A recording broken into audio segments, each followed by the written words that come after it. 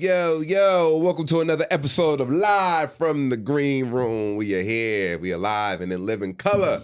It's your boy, Trey, Elliot. Joe Fox in the building. What's going on, brother? Yes, sir. How you doing, man? I'm good, man. Shout out to Tone Rock. He's out in the Bahamas. Okay. With Charleston's big number 5. Big 5. Yeah. So, yeah, safe travels to that brother when he comes back. Hey, congratulations to us. Yes. We surpassed 4,000 subscribers on YouTube. Yeah, shout out to y'all. Anybody that has watched the videos and subscribed, we thank you. We are officially where we at exactly? 4,444. 4,444? Yes. And we had a spike of 300-400 people in 24 hours. Yeah, man, that's essentially, actually, I want to say probably 500 people in the last 24 hours. Oh, yeah. And I would like to give credit due probably to... Well, shout out to the Art of Dialogue. The Art of Dialogue. Yeah, they posted something. They posted... Nah, they ain't post something. We know what they posted. They posted a clip of us discussing Shedeur Sanders. Yeah. And Tone talking about a text message that he got from his brother. And that clip went viral. It actually went viral on our YouTube. Right. Well, when I say viral, it's doing great numbers. It spiked very fast. It got over 100,000 views, probably close to 200,000 on our own YouTube page. Yeah. It done crazy numbers on TikTok. And then the Art of Dialogue, which is a blog site, posted it. And it did some good numbers. And I think the accumulation of all those things brought attention to our page. And it's like what I told you. Well, I asked you on the phone. I wonder what, technically what happened to give our page the views that it did. Of course, they give it exposure. The timing is everything, but it's over 200,000. I mean, the crazy thing on the Art of Dialogue, it only has 49,500 views, but the interaction and the engagement on the post is good. You know what I think it is? One, it's sports talk. It's sports talk, and it's very sensitive that issue about Shadeur being drafted in the 5th round as opposed to why didn't he go first, and that whole controversy there. See, because I don't talk sports. Yeah, you're not a sports head. I mean, I'm a sports fan, but I don't talk you're not sports. A sports head. Yeah, I'm not a sports head. Yeah. So that's always been a mystery to me on how this is the trending topic. Therefore, you all talking about it too? Let me hear what y'all say. But that was such a nuanced statement that Rock and Stephen A. Smith were talking about, and it seems ridiculous to these people over here. So that's the controversy. Yeah, how the Art of Dialogue, how they titled it. Tony Rock reveals Stephen A. Smith texts his brother Chris Rock claiming Shedeur Sanders. So they got 6 names already. Oh, yeah. They name dropped in the Wasn't drafted title. in the first round of NFL draft because NFL head coaches feared Deion Sanders would be hired to replace them if they failed to win the Super Bowl. That's a big-ass title, the Art of Dialogue. And it's a big-ass statement, too. But what gets me, 4 guys... on a podcast. 3 of them being their own podcast. Myself, Tone, Joe Fox. Right. Talking about sports. Sports. Not gossiping, no loving hip hop mess, no she's dating this person, why this, why that. Talking sports. Right. And the comments because everybody know I go to the comments. Go hard. I'm the goon I'm the comment goon. I go into the comments goon. loaded. Full clip, AR, whatever kind of clips we need. I'm in the comments loaded, ready to go after the people in the comments. AR-15 in both hands. We talking sports and people are just taking it and twisting it. So, for example, we got comments. White dudes got to speak on everything on camera. What do you mean? It's a podcast. We speak on camera. Right. That's what we do. We are entertainers. We speak on camera when we're acting. We speak on camera on podcasts when we doing our stand-up. Sometimes it's filmed, it's on camera. That's what we do. Right, We're not Burger King employees, okay? And there's nothing wrong with a Burger King employee. And now with social media, it's Burger King employees that probably speak on camera. Right. But this is our job. This is what we do. So I don't understand that. Okay. Another comment. Miss the days when men wasn't gossiping and being messy like women. Okay, now that right there got me. What the hell are you talking about? What's messy about that? What is messy about sports and giving an opinion about Deion Sanders and whatever the case may be? Y'all are mad because Tone went in his phone and said a message that Stephen A. told his brother? That's not messy. It wasn't top secret. It was a fact. It wasn't told not to say nothing. Yeah, this is not top secret information, y'all. It's sports. Trey's hot. You know what? I'm not hot, but it just really goes to show you because it's a pet peeve. I asked someone, like, why are some people taking it in a whole different direction? Because on all of the other platforms that it started doing numbers, all of the comments, 99% of the comments kept it sports related. Right. They kept it about the topic, sports. On the Art of Dialogue, y'all got a bunch of messy ass followers. Because now everybody just being messy about it and trying to find something negative with him reading a text message. I'm sure Stephen A. didn't want that to be put on TV or you know. This is what he does on TV. I'm pretty sure he said that same thing on his platform. Right. He talks sports every day. He probably has a similar opinion to people who have that are sports head. I'm not a sports head, but the fact that people think that it's gossiping, I say, you just ain't got nothing else to say. Yeah, why are you speaking on it here? Because it's our podcast.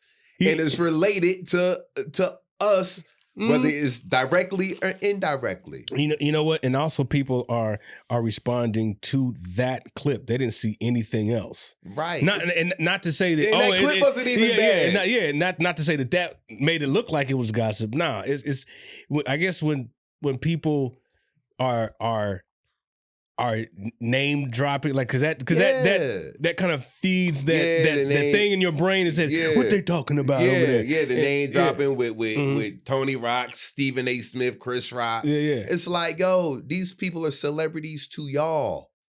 Yeah, they're known people to us. You know how many celebrity phone numbers I got in my phone right now? Is y'all take it as gossip, I'm sure he wouldn't want you to know that. Or like, what? This not the Kennedy files. He said the Kennedy. This is not the Epstein list or the Diddy list.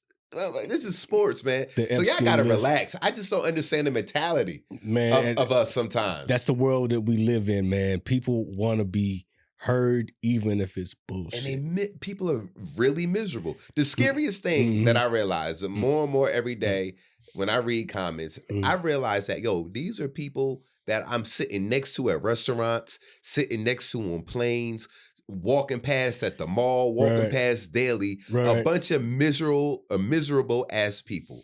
Like, you just sometimes got to really sit back and take that into consideration. Like, these people in these comments are everyday people. You know what? And the other thing about that is they're not just miserable. A lot of them are straight up evil, twisted, and wicked. Yeah, there you go. They're not even miserable. That's a scary part. They feed off of the mess. Yeah, the noise. It's like chum for them. It's like, it's a chance for me to be who I really am. Right. And have no accountability for what they say. Because they'll just say something about, that's why Chris don't fuck with you now, because you're reading. Like, what? Where'd that come from? Where did that come? It's like you had that loaded in the chamber. You had that loaded. It's like, now is my opportunity to say something. Yeah, man. That shit whack, man. That shit whack. It's not messy for you know what I mean? Like I said, it's a conversation. It's a conversation, man. This is what these platforms are for.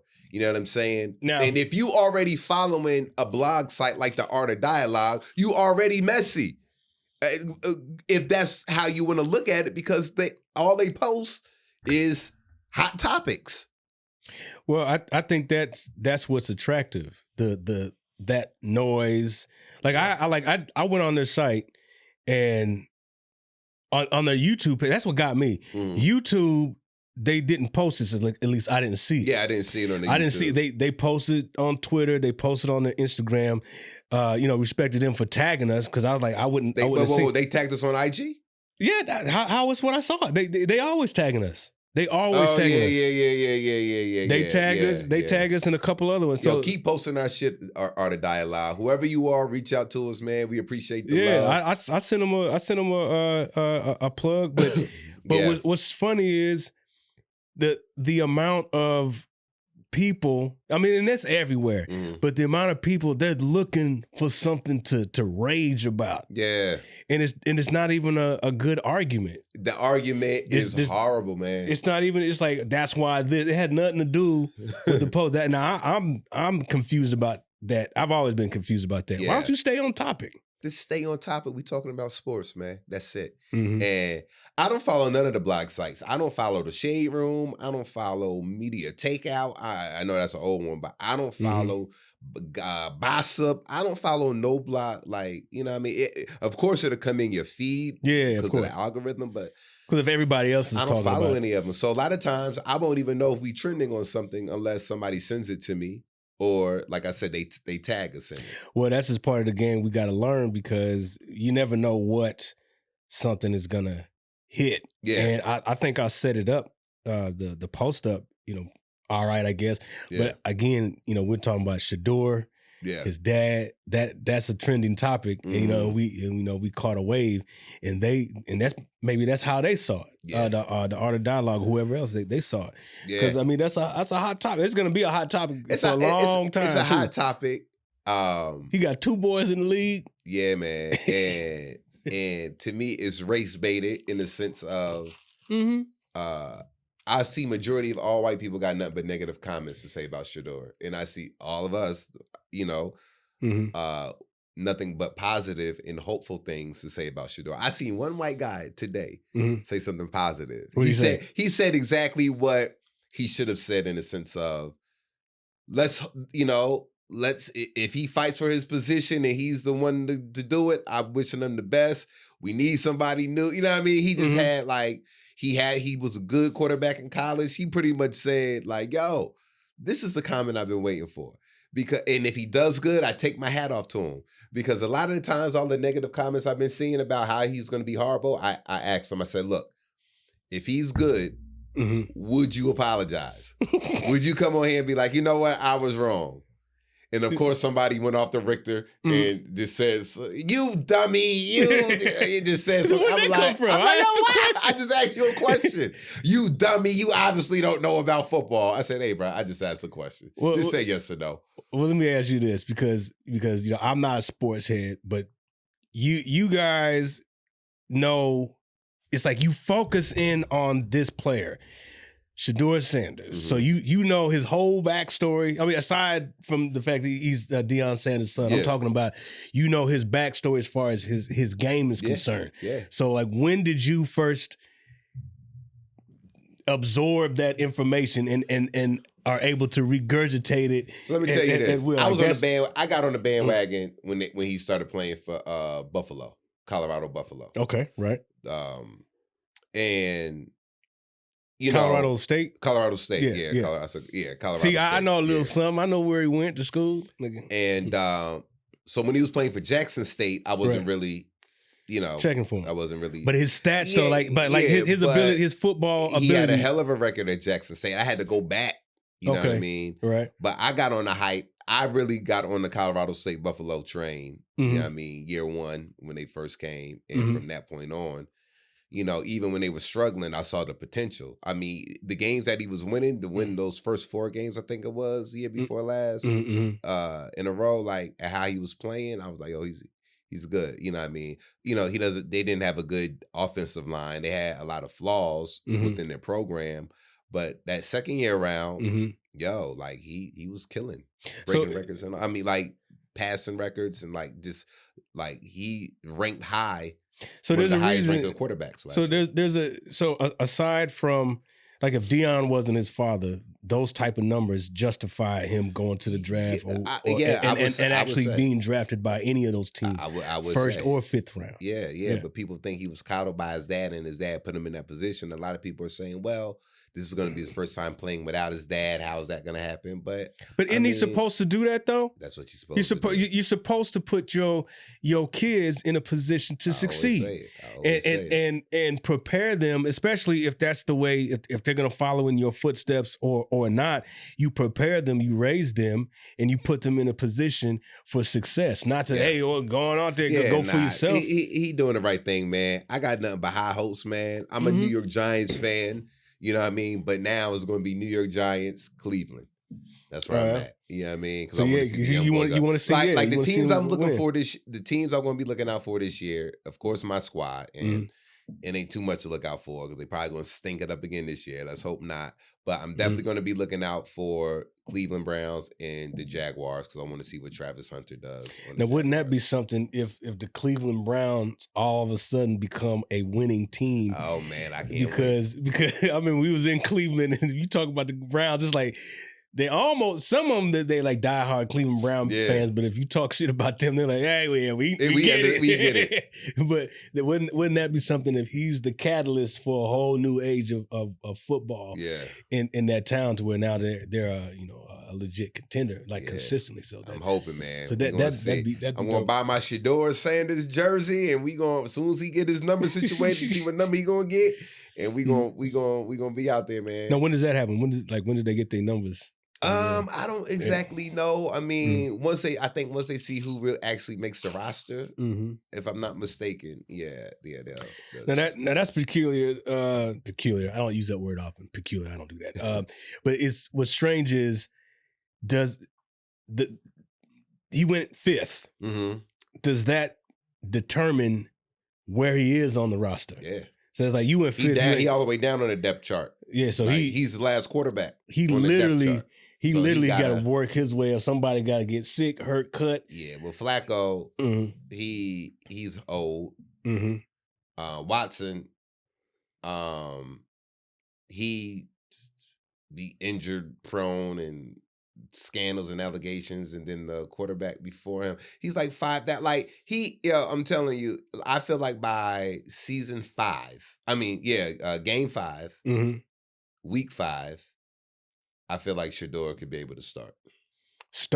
So that first 1 or 2 games, how likely is it for him to even hit the field?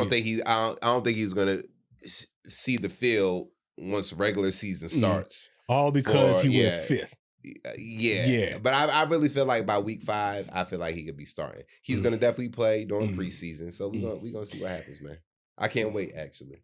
So did you see I think his name, let me see if I can get his name. It was I sent it to you. It was about the guy, his son was, let me see what his name was. His name was an officer-involved shooting that took the life of an 18-year-old. A day later, an officer Reginald, something like that. Yeah. In Cincinnati. Yeah, his son was gunned down by the police. I thought I had his name. Yeah, son was gunned down by the police. And then one day later, he took the life of the officer that killed his boy. And then bond hearing and Rodney Hinton Jr. So Rodney Hinton, I guess the 3rd. The kid was the 3rd, or was the kid the junior? No, Junior was the man that killed the officer. All right, so his son was killed by the cops. Was taken by the cops. Body cam supposedly did not show the gun as he was being chased, which is odd to me. It's like, all right, it's like, what's in the minds of those officers that say we're chasing a young black kid for whatever reason? They're chasing him, and then one of them says gun. He's still running. Maybe he hears it. They heard the gun fall. Apparently, because the gun was found in the grass. Of course, they found the kid running away with his gun, and he drops it. Okay, so I don't know about that part. I know kid runs away, gun or not, you running away, and he gets shot. Right. He gets shot.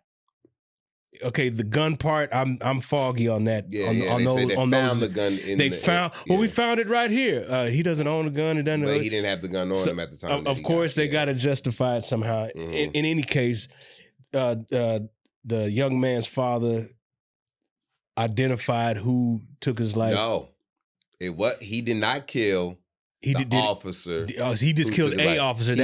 He killed if I'm not mistaken, a retired police officer that was doing traffic duty. That was doing traffic. That's not what I saw. I saw he killed a police officer. That detail. See, this is the problem when people put stuff out there either too early or they're not, privy to all the facts.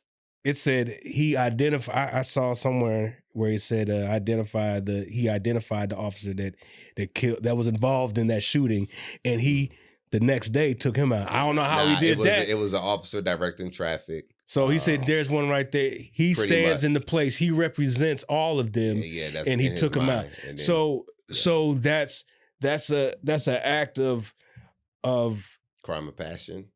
I can't say that. I wouldn't say crime of passion per se. I would say we don't know what state of mind he was in at the time. We don't know that, but it is an act of retribution for that, because if he knows the facts, his child was gunned down by the police. That I think he's acting based on that information. Yeah. So here's the situation. It all goes back to the backstory and to the beginning. Okay. Beginning of why the kid. Yeah. And even goes back to what we were saying and what Tone was saying a few episodes back when we was talking about Austin Metcalf and Carmelo Anthony. Right. So first way to look at it. The kid was in a stolen car, from what I understand. From what we've been told. Yeah, from what we've been told, in a stolen car.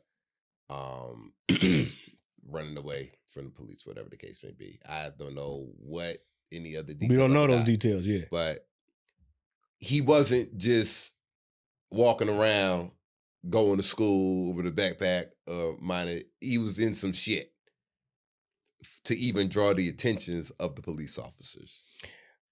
You know what I'm saying? Okay. So we already got to just. We gotta wait till the facts come out. That's what they said since the car was stolen. Okay. Yeah. Okay, you stole a car, therefore. So my thing is this right here.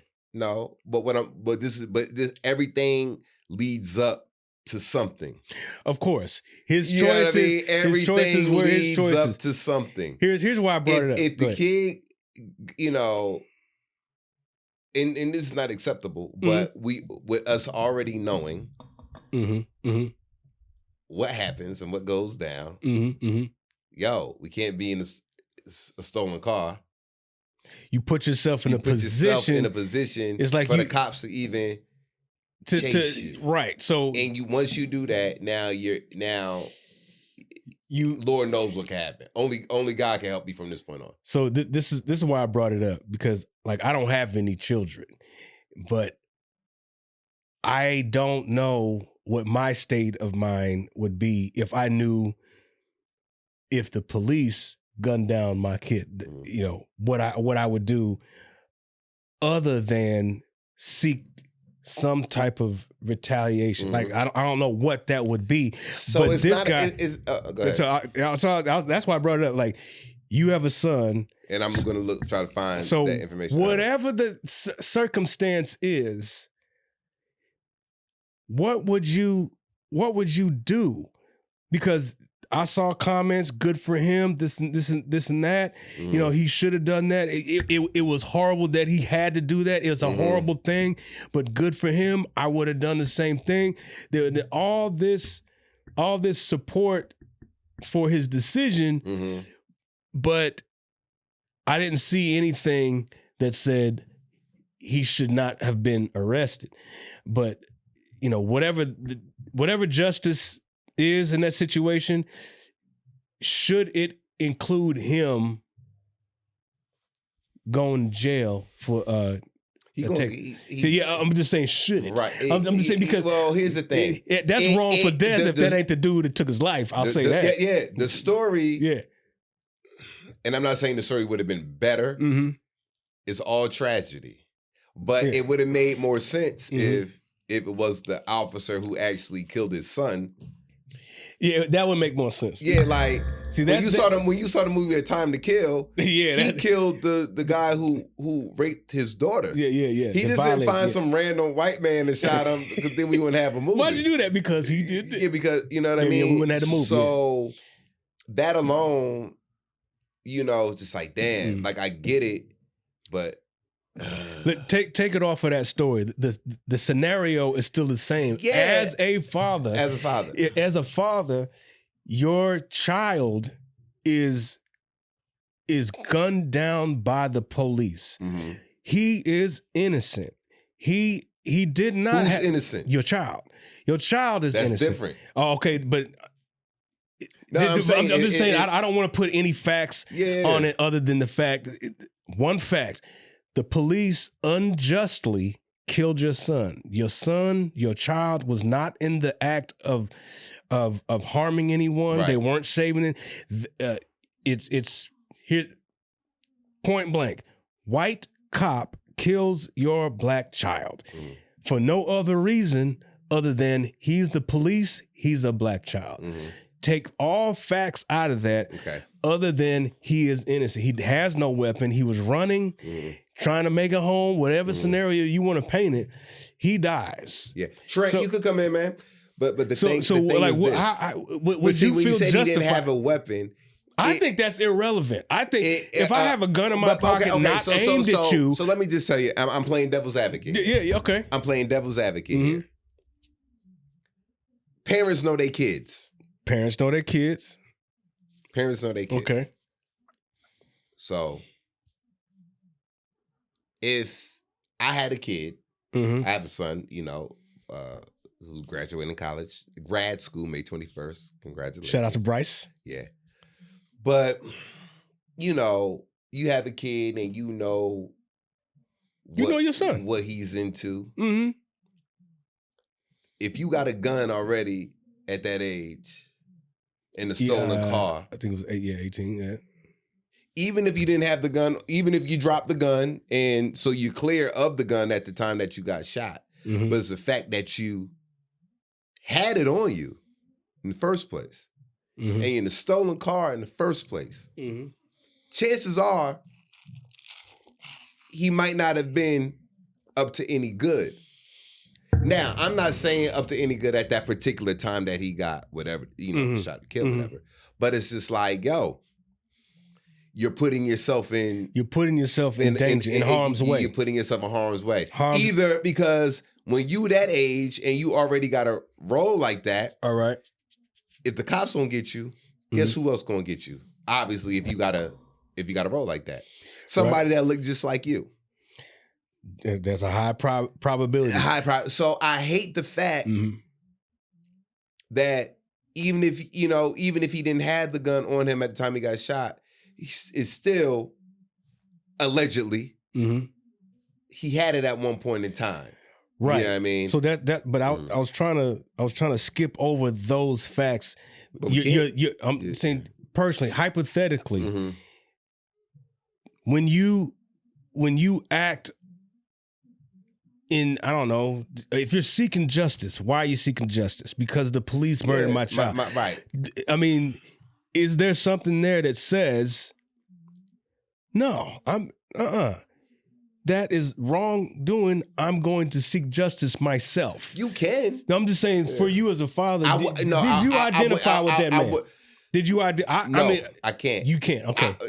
And this is not okay. Now, if the cops unlock, like, I don't even want to put that in the atmosphere, but I would tell you.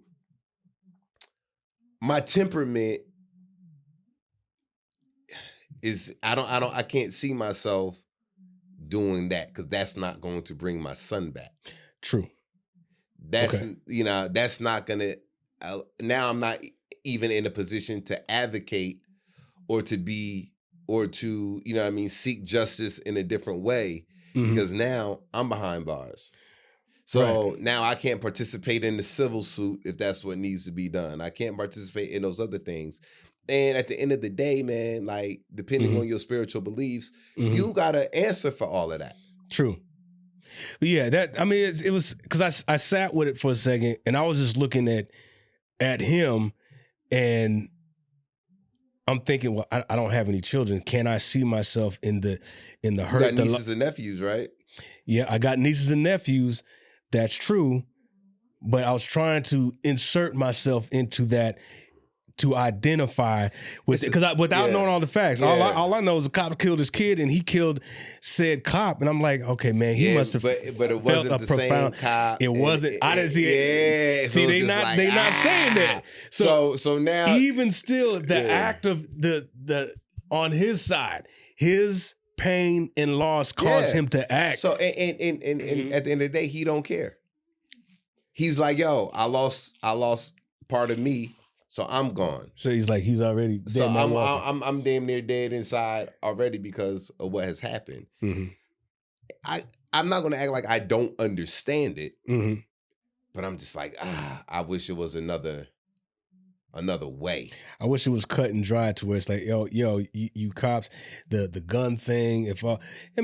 If kids make poor decisions. And then they find themselves in a situation where they're staring down the barrel of a gun. You're still gonna be like, like you're gonna be mad in both ways, just to keep it a buck. You're gonna be like, damn, yo, the cops killed my, my so and so, and damn, but why was he even? You might not say that part out loud, but you're gonna be like, I told him, yo, you can't be doing this and doing. Every time I hear stories like that, I go back to when that could have happened to me, and I'm thinking to myself, well, in that scenario, he was just coming from choir rehearsal. That's different. And I know it's different, but the cops don't know that. They just see 4 young black men in a car. Yeah. And it's like, pull over, get out of the car, gun is out. I've been there. So it's like, but you know what? But you know the good thing though, is when that happens, and the cops like, get out. Who car is this? And you like, it's my car. Here's my registration. Here's my this. Here's my that. It might take it from 110 to 100 because you're like, all right, well, it's his car. Your license and everything is good. Take it from 100 to slowly 90, de-escalate. 98. Yeah. You know what I'm saying?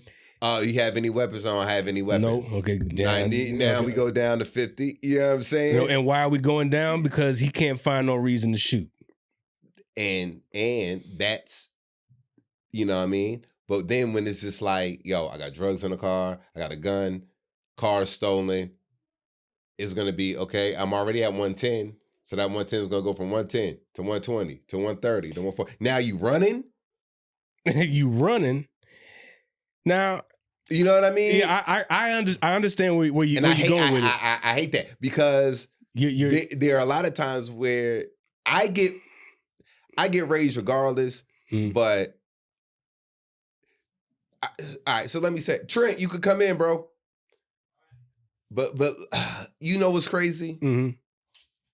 Because I put myself in everybody's shoes, right? Right. I remember it was a time when me and my boy, I call him my little brother, Lee. We were in DC, right.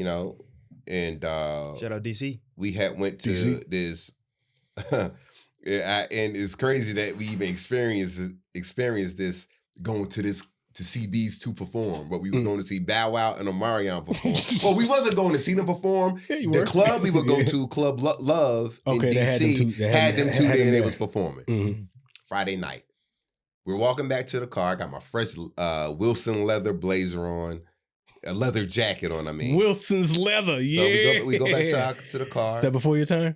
Yeah, I don't know nothing about that. Big leather coat store that had all the leather jackets. Fly stuff. Yeah. So we walk back to the car, get in the car. We parallel park, get in the car. 2 dudes walk up on us in the car, tap our windows with the gun. We get robbed at gunpoint. On the ground. He on the ground on one side, on the driver's side. I'm on the ground on the passenger side, gun to the head. Dang. Damn. You know what I mean? So yo, give me, you know what I mean? Give me whatever. everything. Yeah. Boom, boom, boom. I'll just shoot you in the back of the head right now. Like, why? I gave you everything. You know what I mean? Mm-hmm. Like just that. Boom. You know what I mean? So senseless, stupid, senseless. Mm-hmm. Get up, call Boogie. Boogie. And the cops right around the corner, as a matter of fact, too. Don't see nothing. Wait, they didn't take your phone? Yeah, they took the phone, but somehow we was able to. Did they take the phone? I can't remember if they took the phone. I may have hid the phone. Or they might have took the phone, or they may not have took his phone. But somehow we was able to get a hold of Boogie. Okay. Boogie came speeding where we was at. Mm-hmm. You know what I mean? At this time, he had his, his piece with him that he had bought from New Orleans. Mm-hmm. But I said that to say, right? Mm-hmm. Yeah, two black kids, young black kids, mm-hmm. robbing us at gunpoint. Other black kids in the car to drive the car to get away. Mm-hmm. If the cops maybe had pulled them over, 10 to 15 minutes before they could have got to us. Okay. You wouldn't have got robbed. Probably wouldn't have got robbed. Wouldn't have got robbed. So, and this is me playing devil. This is me playing devil's advocate, so we can try to see different things from different perspectives. Mm-hmm. Before you start saying the cooning and the this and the that, this is all just to say, yo, I hear that perspective. Mm-hmm. Let's think about it from this perspective. Okay, I hear that. Let's think about it from that. This is not saying what is concrete with how we're viewing it. Mm-hmm. It's just to see things from different perspectives, because I know how y'all are. The little piece that says, okay, these two kids, young men, whoever, was about to rob. They robbed. They ain't about. They robbed. No. They robbed y'all. Had my jacket dirty and everything. Robbed y'all at gunpoint. Yes. Okay. They were successful. Yes. They go away. All right. Police pulls them over. Mm-hmm. They done robbed you. They don't know, but they got guns. Mm-hmm. Their car was stolen. Just that fact alone. Does that mean the cops should kill them? The cops should kill them. Now, if you ask me that question, well, what are you gonna say? If you ask me that question, okay, right. They could have easily got me. Right. They should die, right? I'm not. No, I'm not saying. I'm not trying to get you to say that. I'm not going to say they should die. By no means will I say that. They should not. But if I heard that, the cops pulled some kids over who robbed some people. I seen some of the licenses that they had of violence, and my name was in yours. there. And a tragedy happened. I'm not going to cry. I'm not going to be out there marching. Can I get my license back so I ain't got to go to the DMV? I'm not going to be out there marching because they almost got us. You know what so I mean? you just saying that could have been black, white, Asian. I don't give a fuck. You're just saying you're gonna feel less bad if they die. If something happens after. I'm not gonna say I want something bad to happen to them. Right. But what I'm saying is, if it did, I'm not gonna be. I ain't about to be feeling no kind of way. Yeah. These niggas just robbed me. They robbed me. Yeah. They could have took my life. Okay, yeah, but I'm not canceling out what you're saying. I'm just like, where is the piece that says, and I'm not talking about you, the cop, the police. Right. What is it in their mind? And this is not related to the incident in Cincinnati. This is in general, because this happens every damn day. This happens all the time. This happens all the time. At what point does the cop say, I can't kill him. There's nothing for me to. I can't. He's behaving or something. My thing is this, and let's keep it a buck. Let's keep it a buck. Okay. And I want everybody to chime in. Mm-hmm. It's some niggas out here. Mm-hmm. It's some ruthless niggas out here that don't have no regards for nobody's life. Yeah. They don't give a fuck. My best friend got shot in the head in New Orleans, sitting in the parking lot for Christmas. Okay. Boogie B. Do you think, and there's arrests, whatever, but do you think for a second, myself or the comedy community or the people who love Boogie, if we found out that the cops happened to, pull them over and a tragedy happened with them, that we're going to feel some kind of way, like, oh my God, like the cops shouldn't. The chance of that happening, highly not. Hell no. I'll say the chances. You know what I mean? Because zero. Because it's a thing called karma. Now, mind you, we don't control the karma. No, we don't. We should not ever try to control the karma. The karma is not for us to control. Right. Mm-hmm. But the karma could be for us to be like, okay, well, that's his karma. So, and like, once again, this is not related to Cincinnati. So, what's somebody got to do to make you be like, yeah, all right, they should die? I don't feel like nobody, I don't call that shot. Right. You know, I'm not like, you know what I mean? Mm-hmm. Now, mind you, like I said, I don't like to put certain energies out there, but you'll know if somebody did something brutally to somebody you love and you're there. Mm-hmm. You know what I mean? Like, I'm not going to see nobody, you know, brutally do anything to any of my loved ones, and I'm around, and you're right there, their life is in danger, and I'm not going to go ahead and intervene, try to get them before they get anybody that I'm close to. Right. But that's just, but it's going to be justified in a sense of like, yo, he's violating a loved one. Right. I'm protecting that person. But will I? Is, you know. But it's hard to say what you would do in the situation like when my man ran the cop over, because certain things can happen to you and you just like, yo, I don't have no regards no more. Fuck it. That's why. And you cannot, you don't never know what anybody's mental is. No. So you can't judge based off of that, because the Rodney Hinton Jr. Didn't have any criminal background.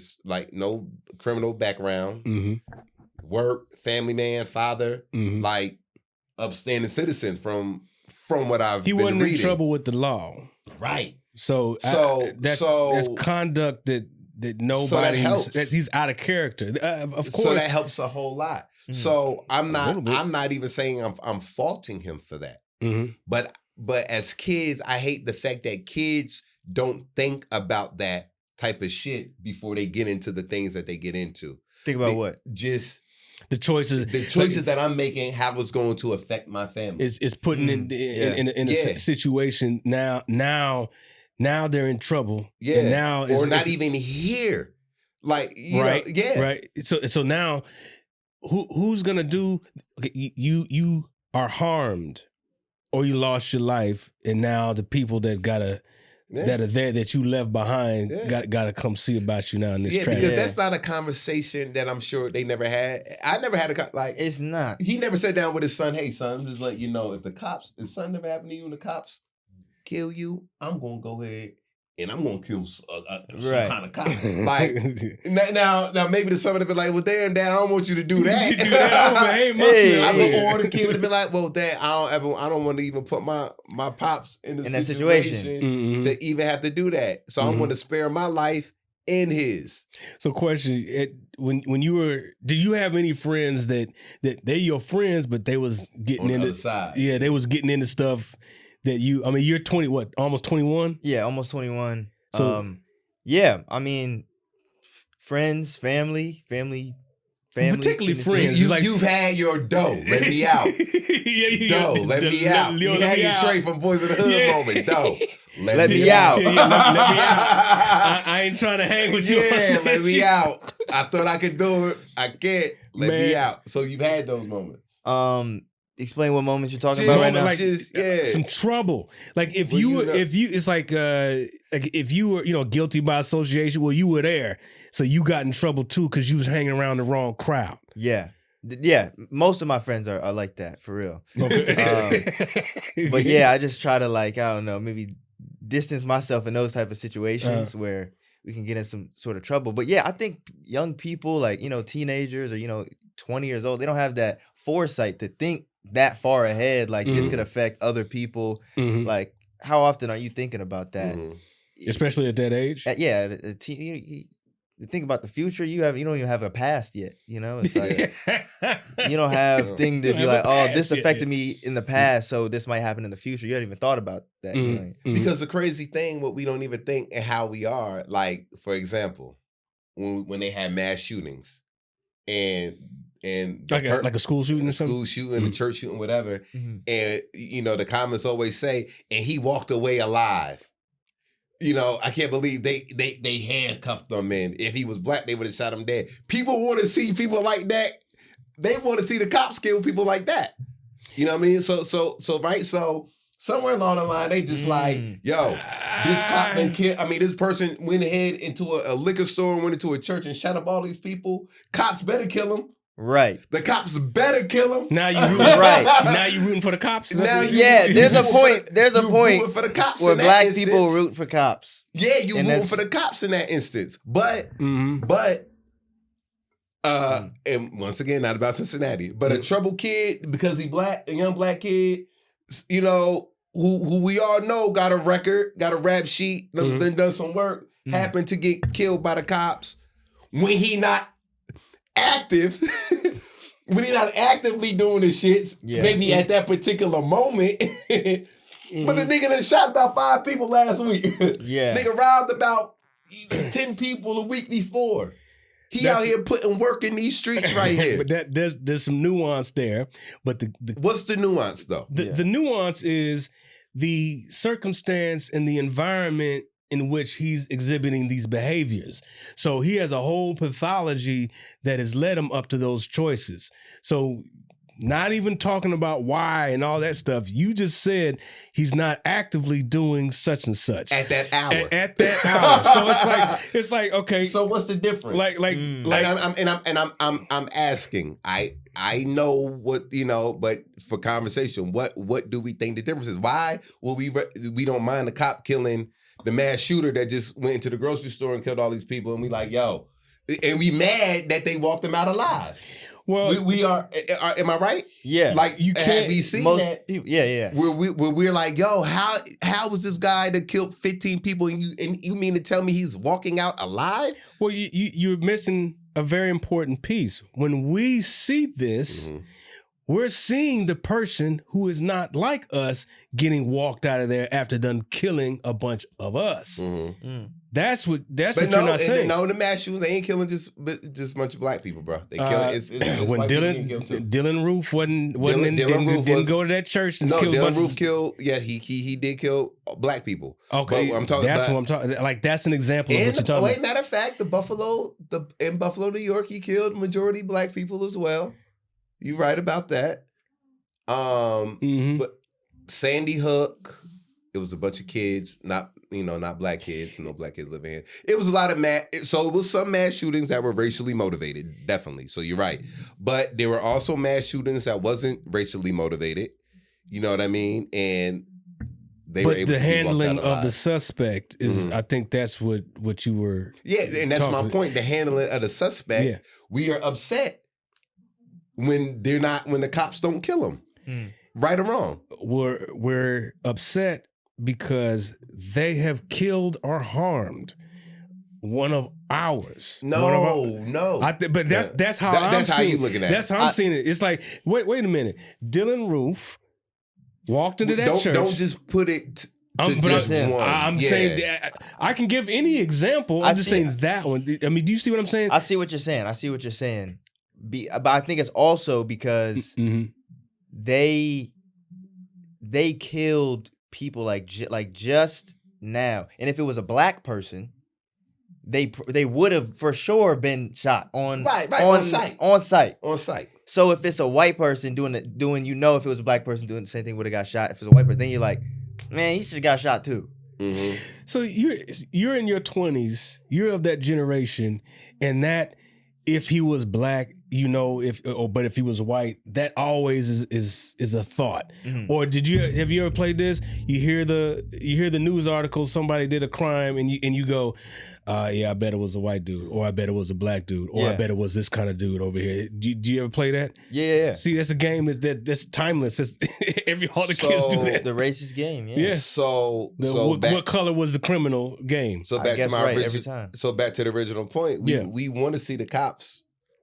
We would want to see the cops kill somebody who just did a mass shooting. Is that what we say? If they're white. Will that give us more points? If they're white. That's what Fox is saying. I'm saying this.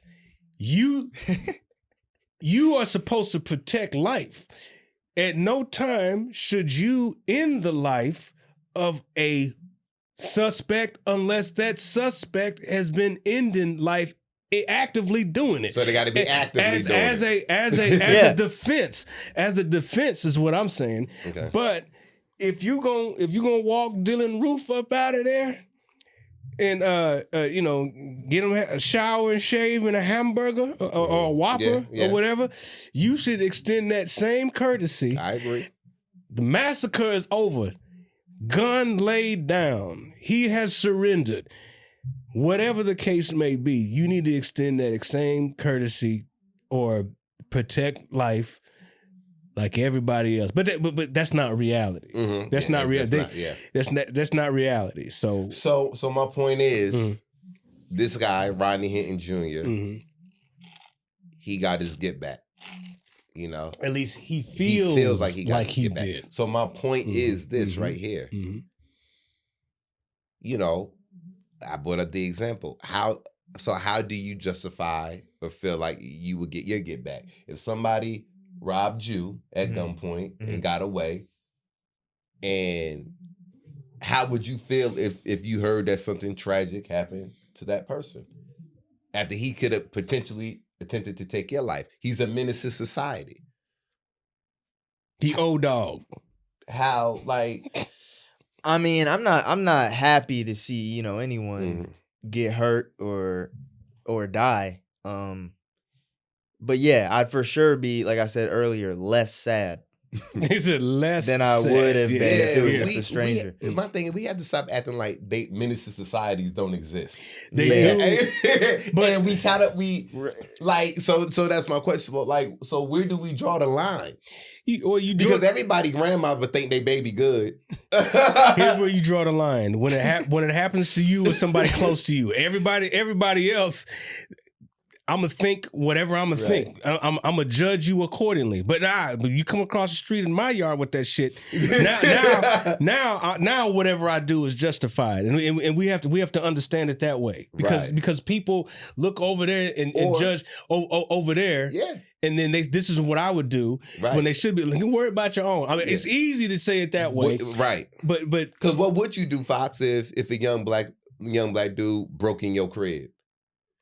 Okay. Had you at gunpoint, robbing you, pistol whipped you, and then the cops and you called the cops. Somehow the cops was able to come, and that person that just did that to you runs, dropped the gun but runs, and the cops shot him in his back. How are you feeling about that? I would. You got a busted lip, bloody nose, got to get stitches. You done violated your whole shit. I would. My gut reaction was, damn. I wish I could at least got a shot in. I wish I could have got a couple shots in. If you're gonna die, you couldn't have brought them to me. I see. That's not the system that we live in. If it were a truly just system, you'd get a shot. I would. You know what? The authorities would have a function that brings in the family. I'm talking. Let's just say murder. I'm murdered. You murdered. Can we give? You decide what we do. Up, down. Give us this.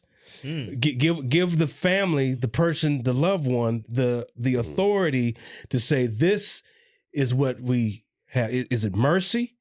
Or is it justice as we see fit? You turn them over to us. They do that with like the death penalty. Do they? Isn't that what that is? Nah, that's a court of law. That's the court. You don't decide. Capital punishment. I mean, the jury could deliberate on that if I'm not mistaken, but that's court appointed. Yeah, the court decides. The court decides the penalty is death. So you still haven't answered the question though. So I know I did. I said you should have got shot. I want to get my shot. But listen, then you got his family in front of your area now protesting. They got Ben Crump now. You know what I mean? Saying, this kid was, unlawful, was shot unlawfully by the cops in his back. He was running away. He didn't have any weapons on. Like, you see how your feelings could go against the grain of what everybody but else. That makes sense. I don't think anyone's expecting you, the person who just got robbed, to be like, oh, because no, that's why I said, okay, when that's the line, it goes right past my personal space. Mm-hmm. Okay, right past my personal space, I'm gonna judge you accordingly. Like, this is what I would do.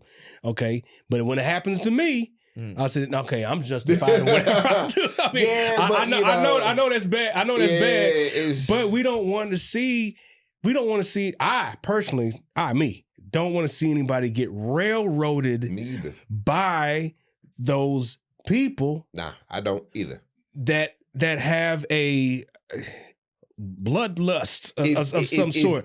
Because now you plugged in the system. The young man, according to what you said, because I don't know all the facts, gun, stolen car. You already... That's allegedly from what I read. Yeah, that's allegedly. I don't know those facts. Okay, by virtue of him being black, you already a threat. So now you pile on and said, oh, we got one right here, a live one. So if that's in the back, if that's a race shoulder in uniform, you're giving him the green light, of course, to harm you. And that we always seem to leave out.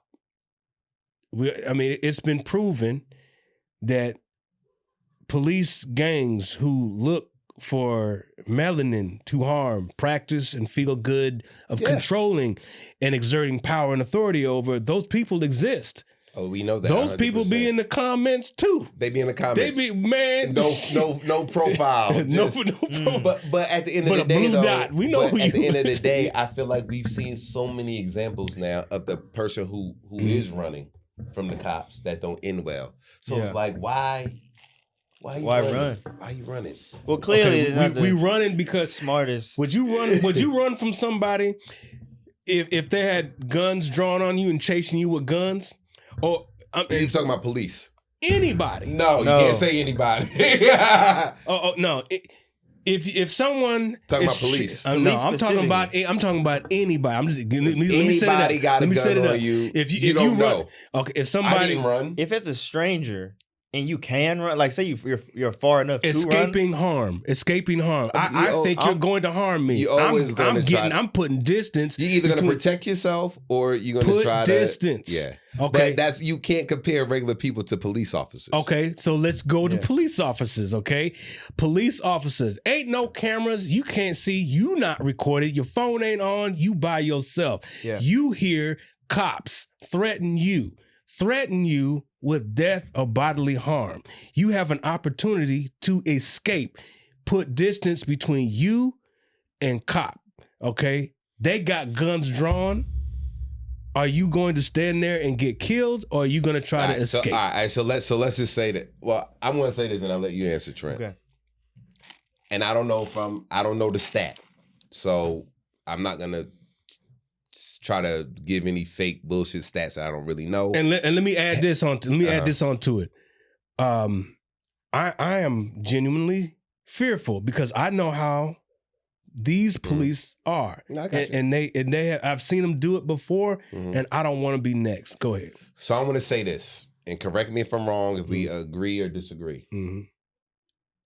Out of all the cops in the United States, out of all the times people get pulled over, out of all the times people have interaction with cops, I will almost bet everything that I have in my account that there are more good interactions than bad, or there are more interactions that go the way it's supposed to go than bad.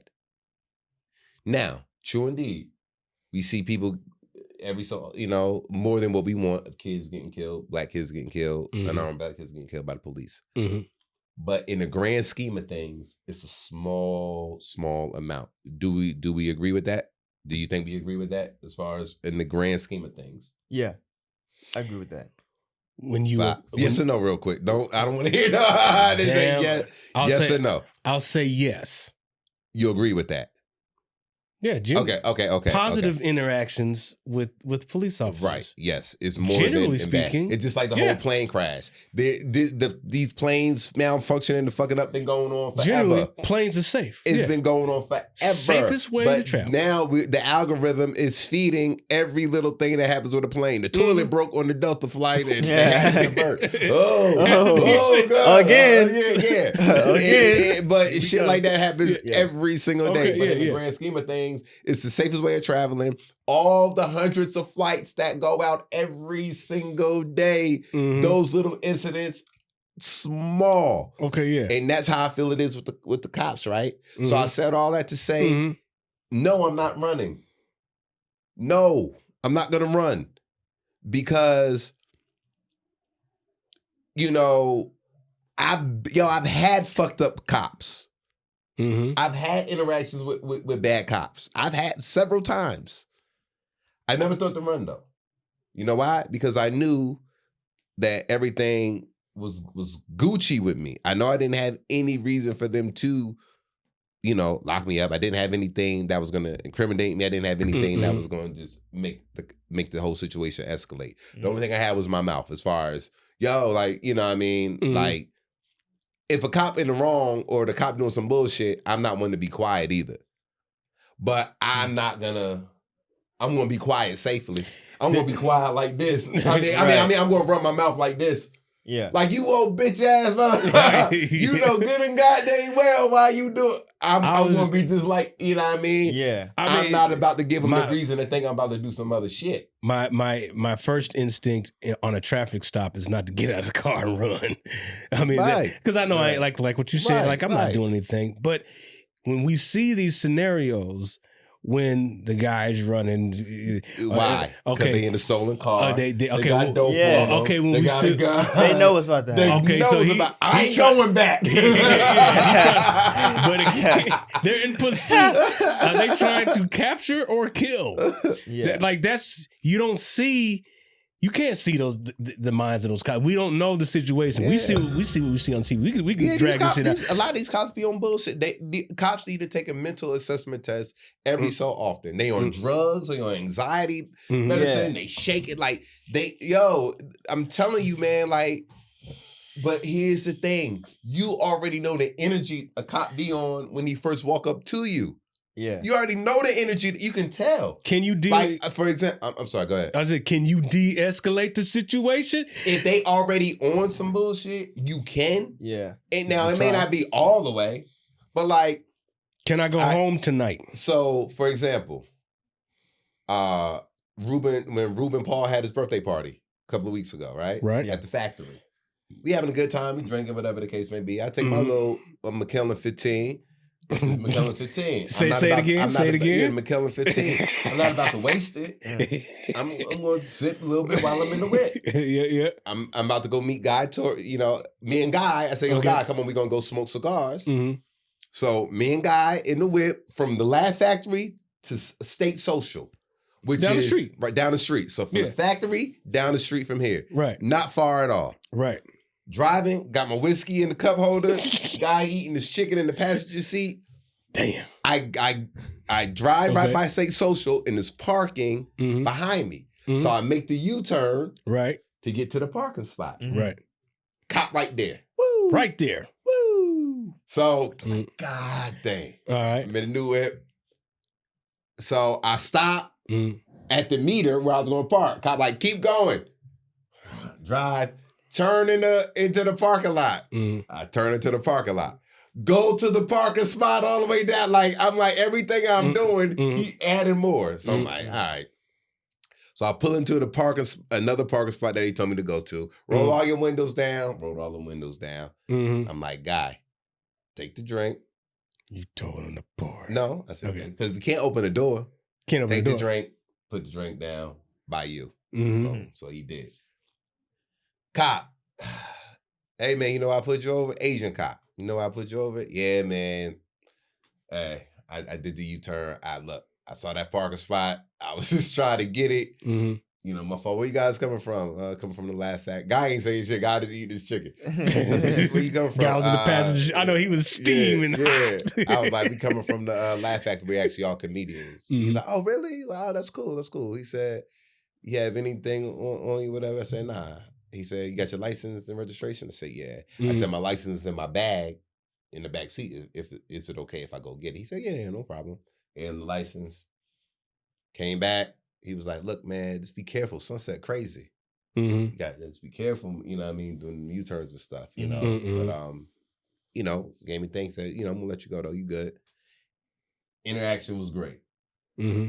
No. Check one. Another check for the positive interaction with the police. Now, I had one instance where I got pulled over by my crib. And, yo, I was coming from the gym, drinking a smoothie, not speeding at all. To this day, I don't think I was speeding, right? And I'll tell you if I was speeding. But my point is, I'm at a red light coming from the gym. I'm at the red light, and the cop is past the red light on his motorcycle, posted on his motorcycle. I see him, but I'm at a red light. It's coming from all the way. You couldn't see the cop because it was coming from a hill. So I come down the hill. At the red light, I'm slowing down. It's a red light, so I'm not going fast. As soon as I pass through the red light, cop get behind me. Pull me over. He make a U-turn? No. He was on the side. Oh, he was on the side. Oh, yeah, and he just came out. As soon as I passed the red light, he goes right behind me. Pulls me over. Now I'm like, yo, you know why I pulled you over? Nah, why? You were speeding. Said, no, I wasn't.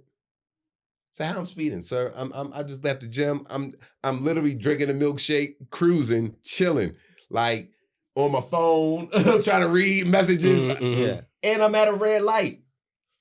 And you can't even see me from all the way from the street you said I was speeding from. Yeah. You can't visibly see me. Yeah, you can't clock. You can't clock me from all the way back there. How was I speeding? I said, I want to see the gun. So let me see the radar. Let me see. I don't have to show you that. Well, you said I was speeding. I want to see it.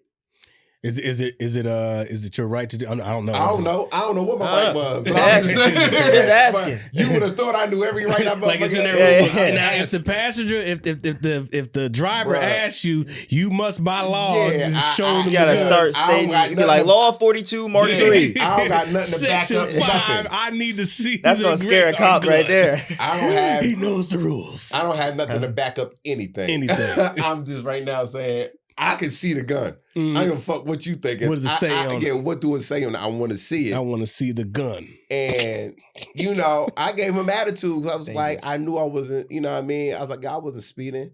And so we went to court. They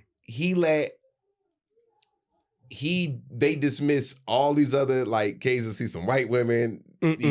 They threw the case out with this particular cop. Threw this case out, threw that case. When my name was called, he was like, yeah, we're gonna go to trial for this one. Oh wow. Man. And I lost but even with the judge, I was just like, tell me how can I asked a simple question. What's the furthest distance you can clock somebody? They told me. I said, well, he said I was speeding at this from this street right here, from this light. So that light that he said I was speeding to where he was posted, it's X amount of miles. It's X amount of feet. How can he clock me from that far? That's why he lost, Trey. He just said, "There's no evidence of me speeding." He said, "How can he do that?" Yeah, I was loud. You said you were speeding. You know, your word against his. You know, they didn't want me to. You know, they wasn't trying to hear it because I had I've won in traffic court before. Going against the officer, I've won. Yeah. You know what I mean? I was like, I'm going to take my chance again because it was bullshit. But I was going at it with the cop, and his face was getting red. Goes, man, he's about to beat me. He's a white guy, cop. Yeah, and even in court, he was getting red, and because I was like, Judge, you're not answering my question. How can he clock me? How can he clock me from that far of a distance to say I was speeding when I was stopped at a red light and he was past the red light?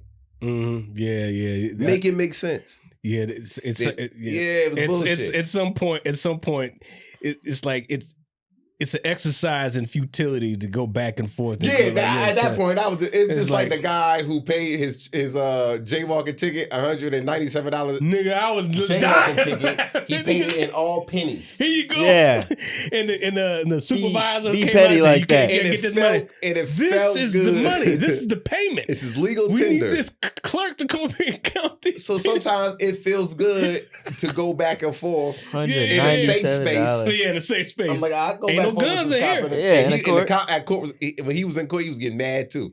Face turning red. I don't give a fuck. I'm still asking the same question. He got these certificates. I was like, he could have printed them from Kinko's. I don't know. Like, them certificates don't mean shit to me. Is he even a cop? You know what I mean? So I don't believe it. I need to see employee ID. But when a cop is on. Yeah, but that energy comes. Like you can feel it, and sometimes you can feel like, okay, this is at the end of his shift. He don't want to do this anymore. And I'm like, hey, yo, I know you on your way home. Man, but we can go. We got police stories all day. So, but let's go on to before we get out of here. Yeah. We got to discuss. We talked about Shedeur and Shiloh. No, we didn't talk. We didn't talk about Shiloh yet. Shedeur and his brother Shiloh Sanders. But now we about to talk about another Shiloh. Okay. Yeah. Shiloh Karen. What was her name? What was Shiloh? Shiloh Hendrix. Yeah. She has a give, send, and go page to raise money for her protection because she hurled the N-word at a small child that was autistic.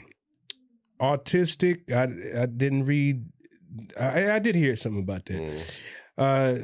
Autistic black 5-year-old child was taking something out of her baby's diaper bag. Now, one thing that I haven't heard anyone talk about yet is what did he take out of the diaper bag? Oh, well, yeah, I don't even know. What was he? I mean, what is like? In a diaper bag? What did she say? Diapers. Yeah, that's important. Like, what did she say? She didn't specify. There's no specificity as to what the violation was of one kid in the park. Did he hit your child? No. So for what it's worth, it looks like, to me, it looks like a case of, oh, here they go again. You want some attention. Mm-hmm. You want to say something. You are grossed out by the 5-year-old black kid, and then you said something. Mm-hmm. You said something in the earshot so people can rush to your aid, and now it blew up, and now you're getting supported by people who think like you, and they're comparing it to Carmelo Anthony's fund. Yeah, GoFundMe. Go give. So last time I looked, it was like $700,000. So here's the thing. So that's how much she made? Yeah. That's how much people have been raising. Like, you can, like, let me see what it is right now. $700,000? Who's backing her up? Other white supremacists. Who's on her side? Other white supremacists. Other anti-black bigots. White people who say the N-word publicly. I just realized there's like a new sector of them. And it's the ones that like don't care about their social media and also don't have like maybe a job that they might get fired. She must be like a stay-at-home mom. Well, no, she's been identified. She's a escort. She's been identified as a no. That's what she is. No, I'm like, yeah, she's an escort. That makes sense. Drugs. She's a meth head.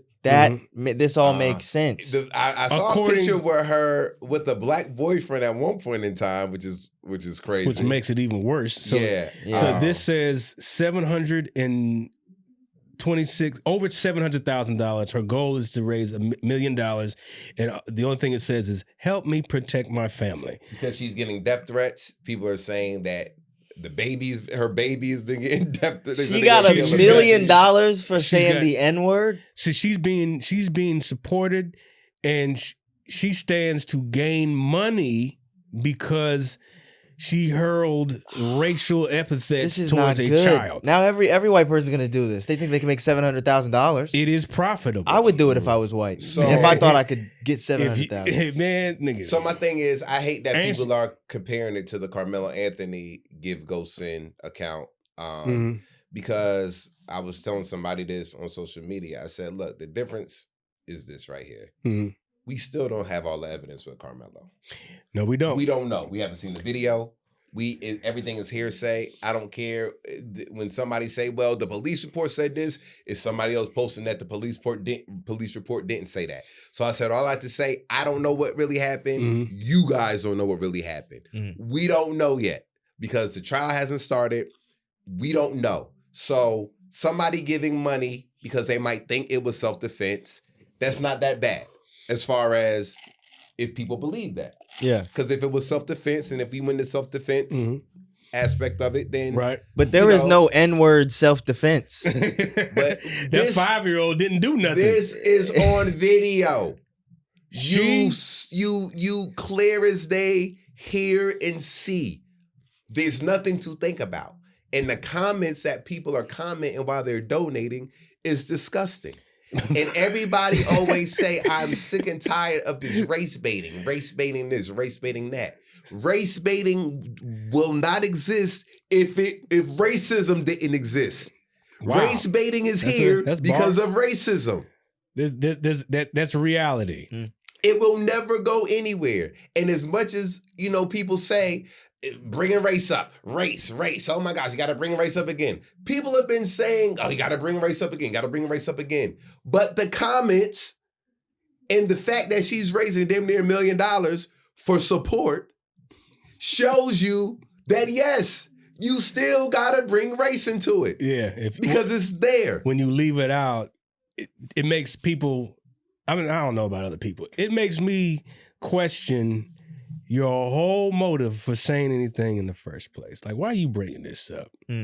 Right. And why are you leaving race out of this? I don't like that. Like I said, I always keep the race card. You don't got to bring Carmelo Anthony case up to try to justify. What does that got to do with anything? That's not the same thing at all. Because mind you, some of us don't support donating to Carmelo either right now. Some of us don't, to be honest. You know what I mean? But you can clear as day see. What's she going to do with the money?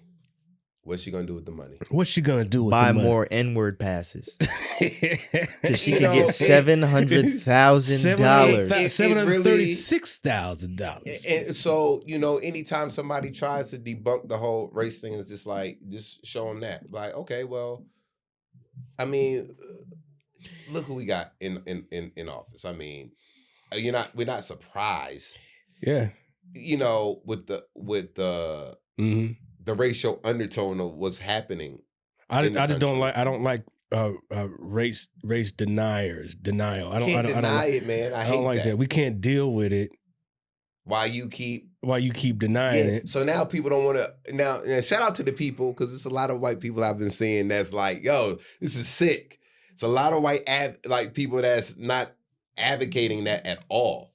You know what I mean? I've seen a lot of them. They don't necessarily. Yeah, they don't fuck with it. They don't necessarily agree with it, but ain't no. But I don't because I'm not gonna put that on every white. I'm gonna put it on everybody who is alive. You believe you have been told that lie, or it's been ingrained in all of us. When you have this color of skin, you treat. The treatment is different based on your skin color. That is a thing. It is a lie, and people continually believe it. It's like every year is the same thing. A new crop of kids become aware of themselves. They tell them about Santa Claus and the Easter Bunny, and if you're black, get back. Brown, stay around. If you're white, all right. Whatever if you're yellow, you're mellow. That gets ingrained into everyone, and we carry that into adulthood, and we wonder why we are the way we are, because we believe this lie about skin color. It has nothing to do with anything. Like I said before, we are now in a we're now in a point where we are choosing black or white over wrong and right. And that's the part that I don't like, because y'all got to remember, God and Jesus got Facebook too, right? They reading these comments. God and yo, go to Twitter and go to God. Let me tell y'all something, man. We can't lose 300 billion followers. Lose our moral and our moral compass over black and white? Because we got to answer to that one day. You know what I mean? Like, I get it, yo. We as a whole and as a culture, we're different. We're not hateful people. We're not hateful people at all. The game we can't play that game that they play and it be as effective. You know, the hateful game, the hate game. The hate Black game? people can't. Yeah, we can't. And correct me if I'm wrong. We can't play it and it be as effective. Like what's worse, hating to be oppressed or hating your oppressor? What's worse? Yeah. Like what's like wrong? You shouldn't hate. Should I hate being oppressed? Of course. Yeah. Can I hate my oppressor? Yeah. Yes. But you got to realize who is the oppressor. You got to handle the oppressor. All right. You're absolutely right. No, right. I just pose a question. But what I'm saying, these are all just imposing questions. But what I'm saying is, we still have a certain moral compass that has been instilled. Okay, there you go. Now you're talking. So right. So your moral we can't compass, be like good for that. Like we can be like good for that white kid getting stabbed in the chest. They shouldn't have been doing that, but we can say that. But we saying it from the wrong. I feel like we saying it from the wrong cloth. I saying it based off the fact that we're all we hypocrites. Saying it from black and white now. We're all hypocrites. My hypocrisy is less in certain situations because of my moral compass. Okay, I think what happened to Austin Metcalf was a tragedy. Yes. Okay, that's because I have a moral compass. Right. Okay, but the fact that he was white, that makes no difference to me. But he according to the facts, he was the aggressor, and for that reason, I think there's some justification why Carmelo defended himself. Right. Unfortunately, but we don't know. Ended in tragedy. We don't know. And that's what I'm saying. We already like good. I'm glad. Right. We're making a point too fast. We making a point too fast without knowing the case. And I'm like, yo, like, my moral compass doesn't equate to that because I have to account for myself and my soul. Right. Yeah. You know, I can't walk around with that kind of hate in my heart. Because you know what I mean, I can't play the game they play, how they play it. I just can't. There's also a difference between. There's also a difference between like hating one side or the other versus like just picking one side over the other. Right. Like if you're on one side, it don't mean you hate the other side. Right. But I'm basing it off of the comments. Right. on both sides. They pick sides. Yeah. The comments pick sides. The comments pick sides. Like Jesus, Jesus got a Facebook too, right? But it's Jesus has a Facebook. It's funny. And I gotta say that on stage. That's a bit.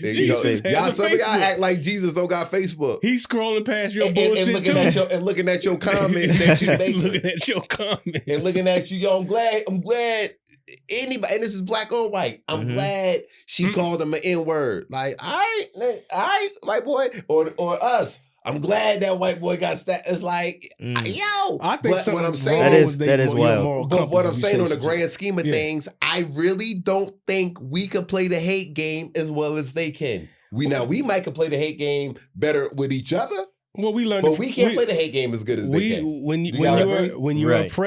When you're oppressed like black people, we try to be like our oppressors amongst ourselves, to have some level of power that we can't get from our oppressors. Right. So in essence, we learn from our oppressors. Right. And that is not good. That is not good at all. And that is not good. Some of us have risen above. Yeah, that, we got to take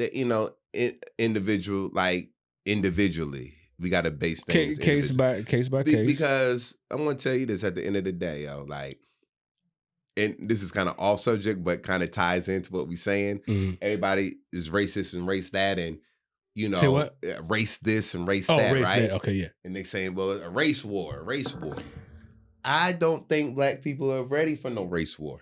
And I'm going to tell you why. Okay. You ever go paintballing with white people? Paintball shooting with white people? They got practice, man. They be practicing. White people be killing. Them white people don't play with paintballing. You think you out there like, nah, they be right. Deuce. Like, I just walked out of here. White dude in the trees somewhere.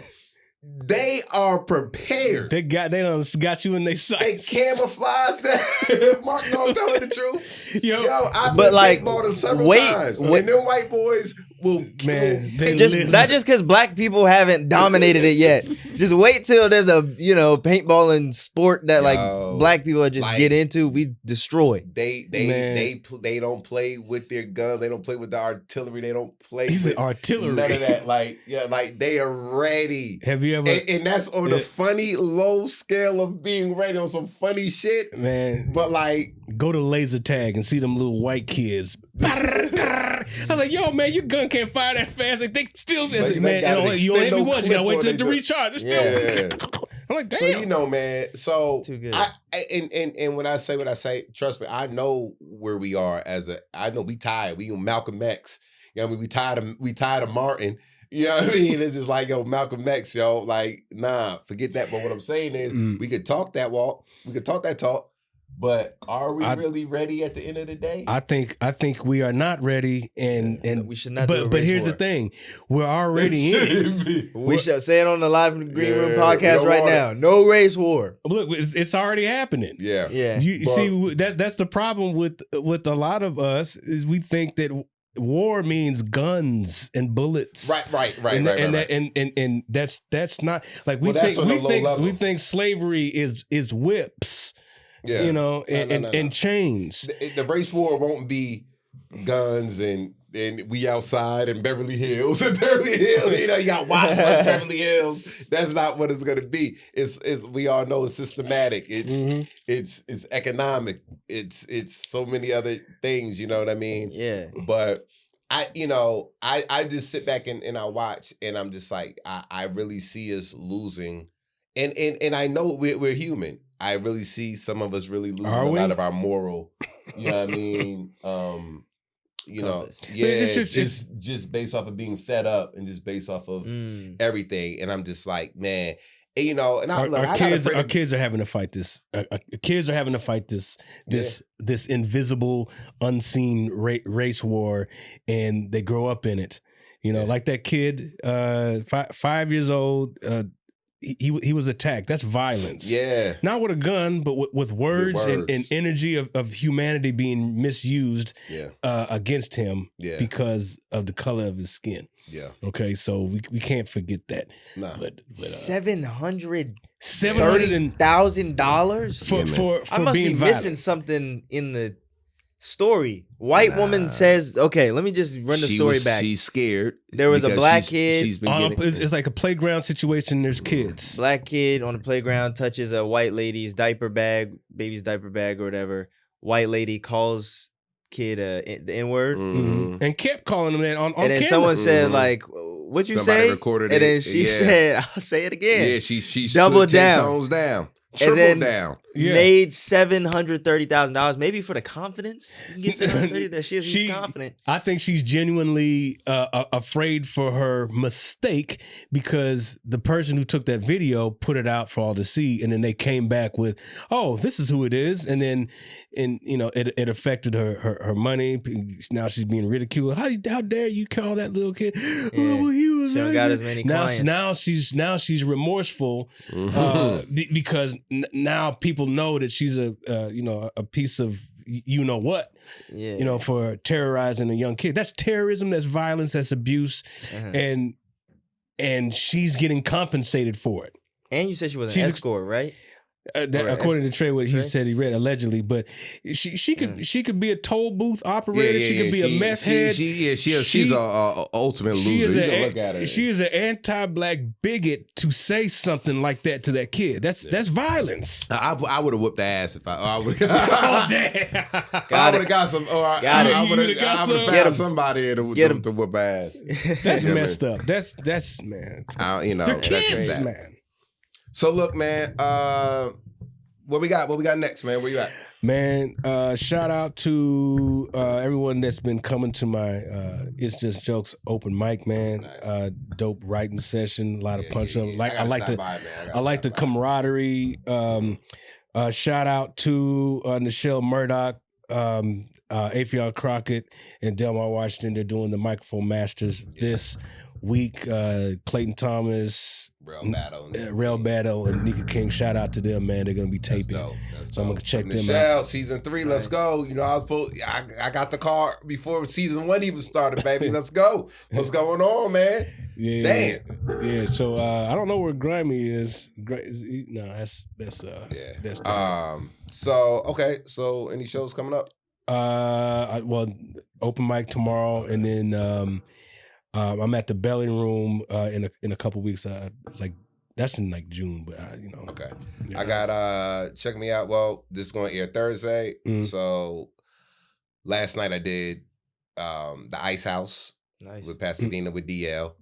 Wednesday because it's here Thursday. So last night I did it. I killed it. Show was great. Hilarious.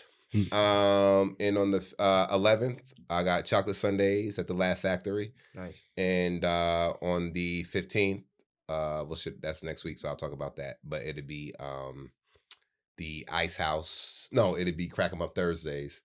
Mm-hmm. Also, I just got an email 2 days ago that I advanced to the regional round for the Don't Tell Comedy competition. Oh, nice. It's the first annual Don't Tell Comedy competition.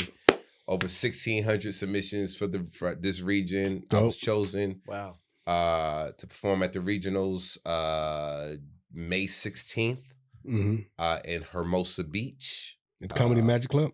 No, it's the venue? Spot. Another spot. They do the secret venues, whatever. All right, yeah. Don't tell nobody. It's gonna be so that's gonna be dope, man. Looking forward to that. And yeah, man. Yeah. Thank you all for following me on my Instagram. I got a couple people from this podcast following me, so I appreciate that. That is Trenton on Instagram, TRENTON. And I'm going to be doing a comedy special here on May 12th, Monday, at Petty Cash Studios. So pull up if you can. I'm filming my little special, and it's my birthday as well on May 12th. That's what, 21 years old. I'm turning 21 years old. Crazy. Years old. And then I also have a show at the Improv, The Lab, on May 18th. Pull up to that as well. You can find all my stuff on my Instagram. And stay tuned for the freestyle rap at the end of this podcast. More bars. Hey, let's go. Live from the green room. We out of here. Appreciate you guys. Peace. Do you like long walks on the beach? Me too, girl, we can talk and it's free. Or would you pick a picnic in the park under the trees? It's never a dull moment if you're talking to me. We should go on a date, get some food or some. I got a coupon, girl, it's a 2-for-1. I'm not really trying to do too much, but you looking like a snack, let me scoop you up. Girl, I know I just met you, and you're probably used to getting a big wagyu, but it's better if we order off the kids' menu. And some water sounds good, let's get that too. I don't make a lot of bread, okay? But I got a loaf of bread at the crib, okay? Let me make you a sandwich and chips, okay? It's just one of them days like it's surreal, so fun.